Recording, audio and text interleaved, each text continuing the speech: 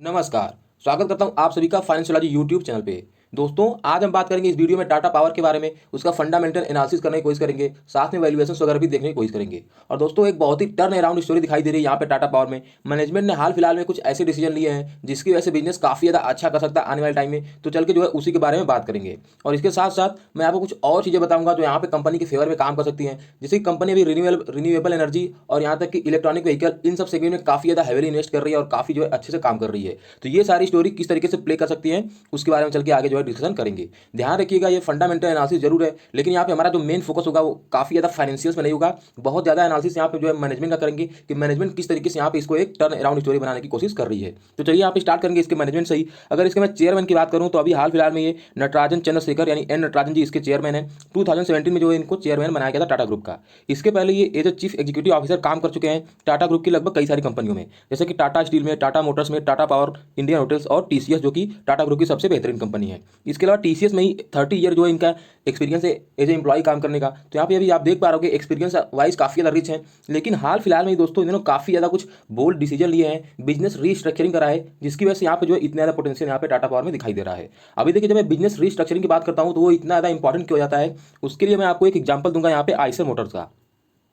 Eicher Motors के जो अभी एमडी एंड सीईओ हैं दोस्तों, वो है मिस्टर सिद्धार्थ लाल। लेकिन 1994 या 1992 इसके आसपास जब रॉयल एनफील्ड को एक्वायर किया था आइसर मोटर्स ने, तो उस टाइम पे रॉयल एनफील्ड एक लॉस मेकिंग कंपनी थी और हालात ऐसे आ गए थे कि रॉयल एनफील्ड को ये लोग जो है बेचने की बात कर रहे थे। लेकिन सिद्धार्थ लाल ने उस टाइम पे कंपनी को ज्वाइन किया था और उन्होंने अपने जो है बोर्ड से कुछ टाइम मांगा था कि मेरे कुछ टाइम दीजिए, मैं इस कंपनी को जो है बहुत ही एक अच्छी कंपनी बना दूंगा। और वहां पे जब इनको ये कमान सौंपी गई तो सबसे पहले इन्होंने क्या किया कि जो आइसर मोटर्स थी उसके पास लगभग पहले 15 लगभग 15 बिजनेसेस थे जो उसके अंडर में काम कर रहे थे। अगर एग्जाम्पल के लिए बताऊं तो वो लोग ट्रैक्टर में भी काम करते थे, वो लोग ट्रक वगैरह भी बनाते थे, उसके साथ साथ वो लोग फुटवियर बनाते थे, गारमेंट्स बनाते थे और मोटरसाइकिल्स वगैरह तो बनाते थे। इवन वो लोग कंसल्टेंसी में भी थे। तो लगभग इस तरीके से 15 बिजनेसेस था। बिजनेस काफी ज्यादा कॉम्प्लिकेटेड था, बिजनेस मॉडल उनका जो है बहुत ज्यादा कॉम्प्लिकेटेड था। तो सिद्धार्थ लाल ने बोला कि नहीं, पहले ये जो इतने ज्यादा कॉम्प्लिकेटेड बिजनेस है इसको हटाएंगे। तो 15 में से जो 13 सब्सिडीज थी उन्होंने उसको बंद कर दिया, यानी 13 जो प्रोडक्ट थे उसको उन्होंने बंद कर दिए। और उन्होंने बोला कि अब हम केवल 2 प्रोडक्ट पे फोकस करेंगे मेनली। पहली थी इनकी जो है रॉयल इनफील्ड यानी कि जो है बुलेट, और दूसरी थी इनका जो है ट्रक वाला सेगमेंट। तो इन्होंने बोला था कि ये केवल दो दो जो है प्रोडक्ट पे फोकस करेंगे। और उस फोकस की वजह से आज आपको पता होगा आइसर मोटर्स कितना ज़्यादा अच्छा कर रही है। रॉयल इनफील्ड को उन्होंने कहाँ से कहाँ लाए खड़ा कर दिया इंडिया में। सेम चीज़ यहाँ पे टाटा मोटर्स में हो रही है दोस्तों, क्योंकि यहाँ पे भी जो है बिजनेस मतलब मैनेजमेंट जो है काफ़ी ज़्यादा फोकस कर रहा है। तो फोकस एक ऐसी चीज़ है जो बिजनेस को कहीं से कहीं उठा के ला के रख देती है। एग्जाम्पल के मैं बात करूँ, एक बार बिल गेट्स और इवन माइक्रोसॉफ्ट के ऑनर जो बिल गेट्स है और वॉरेन बफेट को पूछा गया था कि आपकी लाइफ में कोई ऐसी इंपॉर्टेंट चीज़ बताइए जो सबसे ज़्यादा इन्फ्लुएंस करती है किसी भी बिजनेस में या किसी भी लाइफ में सक्सेसफुल होने के लिए। तो उन्होंने एक सिंगल पॉइंट बोला था कि फोकस एक ऐसी चीज़ है जो काफ़ी ज़्यादा डिटरमाइन करती है कि आप जो है लाइफ में कितने ज़्यादा सक्सेसफुल हो। तो यहाँ पे आप फोकस देख सकते हो, मैनेजमेंट जो है कितना ज़्यादा बढ़ाया हुआ है। और यहाँ पे जो है जैसा मैंने बताया कि यहाँ पे एक टर्न अराउंड स्टोरी दिखाई दे रही है। तो रिसेंट डेवलपमेंट क्या क्या हुए हैं जिसकी वजह से हम ऐसा बोल रहे हैं, पहले चल के जो है उसको देखते हैं। दोस्तों, इससे पहले टाटा ग्रुप पे एक ऐसा टैग लगता था कि टाटा ग्रुप एक बहुत ही ओल्ड फैशन कंपनी है अगर इसके बिजनेस करने के तरीके की बात करें तो। और यही नहीं, इसके अलावा अगर जैसा कि मैंने बताया यहाँ पे मैनेजमेंट अब इस चीज़ को हटाने की कोशिश कर रहा है, इस चीज़ को इंप्रूव करने की कोशिश कर रहा है। तो इसमें उन्होंने सबसे पहले किया है रीस्ट्रक्चरिंग ऑफ द बिजनेस को उन्होंने रीस्ट्रक्चर किया है और जो कॉम्प्लेक्स बिजनेस मॉडल थे उससे उन्होंने छुटकारा लेने की कोशिश करी है। और यही नहीं, जो बिजनेस है उसमें सिंप्लिसिटी लाने की कोशिश करी है। और जैसा कि बहुत सारे सब्सिडीज हुआ करते थे यहाँ पे, तो उसको भी हटाने की कोशिश करी है। एग्जाम्पल के मैं बताऊँ तो टाटा पावर के पास ही लगभग 95 सब्सिडीज हुआ करती थी, जिसको कम करके इन्होंने अभी 40 कर दिया है। तो यहाँ पर भी आप देख पा रहे हो बिजनेस को किस तरीके से इन्होंने सिंप्लीफाई करा है। और इसके अलावा टाटा ग्रुप के साथ एक प्रॉब्लम थी कि ये पहले बहुत ज़्यादा एक्सपेंशन पर ध्यान देते थे, प्रॉफिटेबिलिटी पर इतना ज़्यादा ध्यान नहीं देते थे। अगर आप देखते होंगे इंडिया में चाहे कोई भी बिजनेस हो, नमक बनाने से लेके सोई बनाने से लेके इवन गाड़ी बनाने तक, 4 पहिया या इवन ट्रक हो गई, हर एक सेगमेंट में लगभग टाटा ग्रुप की कोई ना कोई कंपनी रहती है। तो इनका जो मेजर जो मतलब ध्यान रहता है वो एक्सपेंशन पर रहता है दोस्तों, और प्रॉफिटेबिलिटी उतना नहीं रहता है। लेकिन अभी ये चेंज हुआ है, इनका जो है काफी ज्यादा फोकस प्रॉफिटेबिलिटी में भी आ रहा है।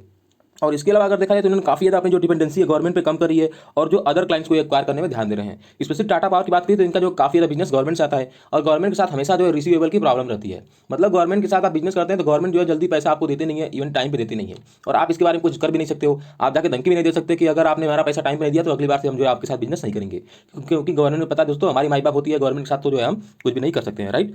और यही नहीं, इनका जो डेट है कंपनी का डेट काफी ज्यादा बढ़ गया था। एक टाइम पे इनका डेट टू इक्विटी रेशियो लगभग 1.5 का था, जिसको अभी इन्होंने कम करके 1.2 कर दिया है। और इनका फोकस है कि इसको जो है लगभग ये 1 से कम कर देंगे। तो ये भी जो है काफी ज्यादा अच्छा चीज है, क्योंकि एक कैपिटल इंटेंसिव बिजनेस है दोस्तों, तो यहाँ पे डेट बहुत ज्यादा रहता है जिसको ये कम करने की कोशिश कर रहे हैं। तो ये एक बहुत ही पॉजिटिव चीज जो है पॉजिटिव बात है। इसके अलावा इन्होंने काफ़ी ज़्यादा फोकस करा renewable energy like solar and wind energy पे। उसके बारे में जो है वीडियो में आगे चल के हम बात करेंगे।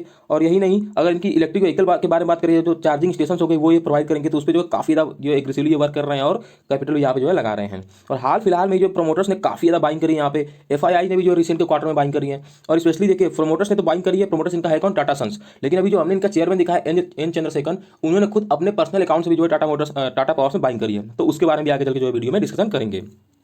तो ये हो गया टोटल जो अभी रिसेंट डेवलपमेंट हुआ है, जिसकी वजह से मैं बोल रहा हूँ कि ये एक टर्न अराउंड स्टोरी हो सकती है। अब चलिए थोड़ा सा इनका जो फाइनेंशियल देखने की कोशिश करते हैं। फाइनेंशियल्स में अगर यहाँ पे मैं रिवेन्यू देखूँ कि रेवेन्यू कहाँ से कमाते हैं, तो जनरली 3-4 सेगमेंट है। जो इनका मेजर रेवेन्यू आता है 70%, वो आता है थर्मल से। थर्मल एक तरीके का कन्वेंशनल एनर्जी सोर्स है, तो इसको जो ये कम करना चाहते हैं। बाकी 13% सोलार से आता है, 7% विंड से और 7% हाइड्रो से आता है। ये जो टोटल अभी इसको आप ऐड करोगे तो लगभग 27% आएगा। ये पूरा का पूरा जो है रिन्यूएबल एनर्जी सोर्स है, चाहे सोलर हो गया, विंड हो गया, हाइड्रो। तो अभी जो टाटा पावर का मैनेजमेंट है, इसको 27 से बढ़ा के जो है 50% करना चाहता है। और जाहिर सी बात है, जब ये बढ़ के 50% होगा तो ये जो भी 70% है ये भी घटेगा, राइट। तो ये 50% से लगभग नीचे आ जाएगा। तो इनका भी यही मेन फोकस है कि ये जो रिन्यूएबल एनर्जी सोर्स है इसको 50% प्लस किया जाए, और यहाँ पे जो कन्वेंशनल एनर्जी सोर्स है इसको जो है 50% से जो है नीचे लाया जाए। और इस काम में जो है कंपनी काफ़ी ज़्यादा एग्रेसिव काम भी कर रही है। और ये जो अदर्स 3% है, इसी में आपका जो इलेक्ट्रिकल व्हीकल भी आता है। तो आपको ध्यान रखना है कि इलेक्ट्रिकल व्हीकल में भी कंपनी काफ़ी ज़्यादा एग्रेसिवली काम कर रही है। उसके बाद अगर इनके रेवेन्यू की बात करें किस तरीके से ग्रोथ रहा है, तो 2017 में ये था लगभग 29,000 करोड़, 2020 में बढ़ के हो गया 31,000 करोड़। लेकिन यहाँ पे एक चीज़ आप देखेंगे, काफ़ी ज़्यादा इनकंसिस्टेंस रहा इनका परफॉर्मेंस। ये देखिए 29 से बढ़ के 30 हुआ, फिर 30 से 33, फिर 33 से अचानक से गिर के 31 हो गया। और यही नहीं, अगर मैं इनके रेवेन्यू के बाद अगर इनके प्रॉफिट की बात करूँ, नेट इनकम देखिए 2017 में 897 करोड़ था। उसके बाद ये देखिए बढ़ के डायरेक्टली 3 टाइम्स हो गया 2400, उसके बाद 2300, फिर अचानक से आधे से भी ज़्यादा कम होकर लगभग 1000 करोड़ हो गया। तो यहाँ पर अगेन आप देख सकते हैं कि कितना ज़्यादा इनकंसिस्टेंट यहाँ पे इनका परफॉर्मेंस है। और वहीं EPS की बात करूँ तो यहाँ पर भी अगेन 2017 में था 3.31 रुपीज़, उसके बाद ये लगभग डबल हो गया 8.89, फिर 8.7, फिर यहाँ पे अचानक से फिर से आधा हो गया 3.75 हो गया। तो चाहे इनका अर्निंग्स पर शेयर हो, चाहे प्रॉफिटेबिलिटी हो, चाहे रेवेन्यू हो, बहुत ही ज़्यादा इनकंसिस्टेंट रहा है। लेकिन दोस्तों वीडियो मैंने पहले स्टार्टिंग में बताया था कि यहाँ पे फाइनेंशियल की वजह से यहाँ पे हम कंपनी को सेलेक्ट नहीं कर रहे हैं। अभी जो यहाँ पे रिसेंट डेवलपमेंट हुए हैं, एक टर्न अराउंड स्टोरी है, उसकी वजह से यहाँ पे जो है कंपनी को हम सेलेक्ट कर रहे हैं।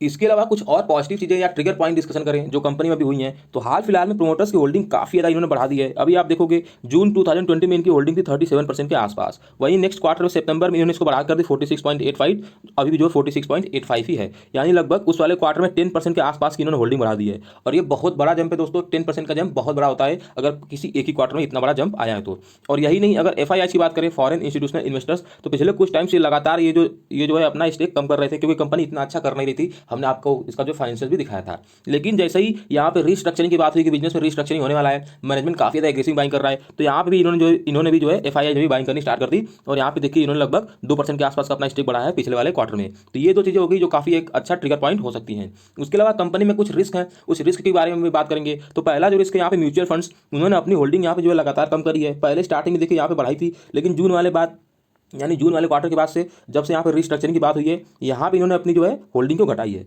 लेकिन इसका रीजन एक साफ हो सकता है दोस्तों, क्योंकि टाटा पावर जैसी रिस्ट्रक्चरिंग वाली न्यूज आई थी, टाटा पावर 30 रुपये के आसपास था, वहाँ से लगभग 100 हो चुका है, यानी ऑलरेडी 3 टाइम्स हो चुका है। तो बहुत ज़्यादा कंपनी शेयर प्राइस बहुत ज़्यादा भाग चुका था। और यहाँ पे प्रॉफिट बुकिंग हुई है। बहुत सारे इन्वेस्टर्स हैं जिन्होंने यहाँ पे म्यूचुअल फंड्स अपना रिडेम्पशन हुआ है, क्योंकि वो पैसा लेकर डायरेक्ट जो है अपने हाथ से खुद से इक्विटी में इन्वेस्ट करना चाहते हैं। और जाहिर सी बात है, जब रिडेम्पशन होता है तो म्यूचुअल फंड्स वगैरह उन्हीं शेयर्स को बेचते हैं जो शेयर्स काफी ज्यादा भागे हुए हैं। तो मेरे हिसाब से यहाँ पे प्रॉफिट बुकिंग हुई है रिडेम्पशन की वजह से। इस वजह से नहीं कि म्यूचुअल फंड्स वाकई में इसको बेचना चाहते थे, क्लाइंट्स का प्रेशर था शायद, इस वजह से यहाँ पे म्यूचुअल फंड्स ने इतनी ज्यादा यहाँ पे सेलिंग करी है। उसके साथ साथ एक और रिस्क है यहाँ पे सेल्स ग्रोथ, और इनका प्रॉफिट ग्रोथ बहुत ज्यादा म्यूटेड रहा है। सेल्स ग्रोथ की बात करें तो पिछले 10 ईयर 5 ईयर सारे टाइम फ्रेम में देखिए लगभग म्यूटेड है, इवन नेगेटिव भी है। प्रॉफिट ग्रोथ की बात करें तो 10 ईयर्स में कंपाउंडेड -18, यहाँ भी निगेटिव, 3 ईयर्स में भी निगेटिव, यानी पिछले 1 ईयर में थोड़ा बहुत ठीक ठाक रहा है। तो सेल्स ग्रोथ और प्रॉफिट ग्रोथ अगेन निगेटिव है। लेकिन जैसा मैंने वीडियो की स्टार्टिंग में बोला था आपको कि हमें यहाँ पे फाइनेंशियल से ज़्यादा यहाँ पे टर्न अराउंड स्टोरी देख रही है, जिसकी वजह से यहाँ पे हम इस कंपनी में इंटरेस्टेड हैं। तो दोस्तों ये तो हो गया कंपनी की जो कुछ फेवरेबल चीज़ें और कुछ रिस्क। अब यहाँ पे जो है हम थोड़ा सा वैल्यूएशन के बारे में डिस्कशन करेंगे कि कंपनी अभी क्या सस्ती है या महंगी है। अभी इसका 38 के आसपास का पी है। अदानी ग्रीन जो कि बहुत ज़्यादा बढ़ चुकी है, 635 का पी। पावर ग्रिड और NTPC एक खैर PSU कंपनी है, तो इनका जो है 10 के नीचे का पी है। लेकिन टाटा पावर के बारे में आपको ये चीज़ बताना चाहूँगा कि इनका अगर जो मैं हिस्टोरिकल पी की बात करूँ टाटा पावर का, तो इनका हिस्टोरिकल पी लगभग 20 के आसपास रहा है हमेशा से। और अगर उसके बेसिस में इनका शेयर प्राइस निकालने की कोशिश करूँ, तो अभी हमने पिछले कुछ स्लाइड में देखा था कि इनका जो अभी करंट हाल फिलहाल का जो EPS था 3.75 था, राइट। अगर उसको मैं 20 के पी से मल्टीप्लाई करूँ तो ये निकल के आता है आपका 75 रुपीज़। तो 75 रुपीज़ एक इनका जो है फेयर वैल्यू हो सकता है। और इसको मैं क्यों बोल रहा हूँ, क्योंकि जैसा मैंने आपको बताया था कि एन नटराजन जी जो इसके चेयरमैन है, हाल फिलहाल में इन्होंने भी इसमें शेयर की बाइंग करी थी, और उनका बाइंग प्राइस लगभग 69 से लेकर 73 रुपीज़ के आसपास था। था, तो इसके रेंज में उन्होंने बाइंग करी थी। और मैं मेरे हिसाब से मेरे कैलकुलेशन से 75 रुपीज़ इसका फेयर वैल्यू आ रहा है। तो आप देख सकते हो बहुत ज़्यादा डिफरेंस नहीं है। तो आप यहाँ पे जरूर इस चीज़ को मान सकते हो कि 75 रुपीज़ एक अच्छा और फेयर वैल्यू रह सकता है इस शेयर प्राइस के लिए बाइंग करने का। अभी लेकिन चलिए इसका थोड़ा सा टेक्निकल देखते हैं, क्योंकि 75 रुपीज़ तो अभी काफ़ी ज़्यादा नीचे है, शेयर 104 रुपीज़ के आसपास ट्रेड कर रहा है, तो वहाँ तक तो जाना लगभग शेयर प्राइस मुश्किल है।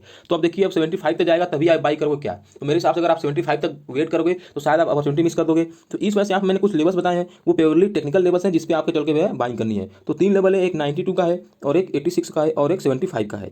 अभी देखिए मेजर यहाँ पे हमने बताया ये इसका फेयर वैल्यू है, तो एटलीस्ट 50% या 60% मैं जो है यहीं पे बाइंग करूँगा अगर यहाँ पे आता है तो। उसके अलावा अगर 92 पे मुझे बाइंग करनी है तो 20% मैं यहाँ पे बाइंग कर सकता हूँ, और यहाँ पे जो 86 पे 30% यहाँ पे, और बाकी का 50% इस पे।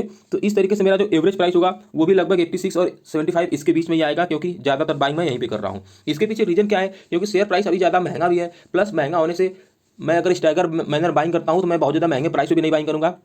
उसके साथ साथ एक अपॉर्चुनिटी मेरे से मिस नहीं हो रही है। मान लीजिए शेयर प्राइस यहीं 100 से ऊपर ही चला गया तो हो सकता है मेरे से मिस हो जाए। अब हाल फिलहाल में कंपनी ने अपना लो बनाया था लगभग 95 रुपीज़ का, तो डेफिनेटली अगर एक दो दिन और अगर करेक्शन आता है तो ये 92 वाला लेवल तो आपको जो है आराम से ही मिल जाएगा। तो आई होप ये सब जो चीज़ें मैं आपको समझाना चाह रहा था वो आपको समझ में आई होंगी, और जो है आप उसके बेसिस पर डिसीजन ले पाओगे। अगर आपको वीडियो पसंद आए तो वीडियो का जो है लाइक जरूर कर देना, और चैनल को सब्सक्राइब करके बेल आइकन दबा देना। और आप में कमेंट करके बताइए कि आपको वीडियो कैसा लग रहा है, और आप जो कोई ऐसी नई कंपनी जिसके बारे में आप जानना चाहते हैं उसका हम जो फंडामेंटल एनालिसिस करेंगे। अगर आप हमारे वीडियो रेगुलर फॉलो करते होंगे तो आप देखते होंगे कमेंट सेक्शन में लगभग सारे ही कमेंट का जितना जल्दी से जल्दी हो सके पॉसिबल हम उसका रिप्लाई देने की कोशिश करते हैं। तो आई होप कि आप इस चीज़ को कंसिडर करेंगे। चलिए वीडियो यहीं पर स्टॉप करेंगे। वीडियो देखने के लिए बहुत बहुत धन्यवाद। आपका दिन शुभ रहे। जय हिंद दोस्तों।